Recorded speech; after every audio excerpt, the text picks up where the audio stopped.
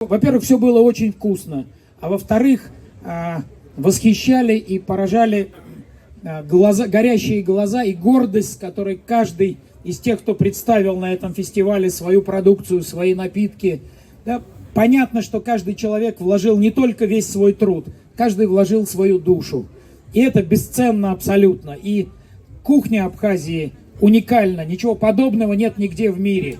Люди Абхазии уникальны, ничего подобного нет нигде в мире. А когда все это соединяется, это просто божественно. Спасибо вам.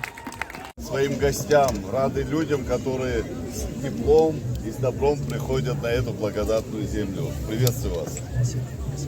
За благодатную абхазскую землю, за удивительный народ, гостеприимный, который здесь живет. Дай Бог.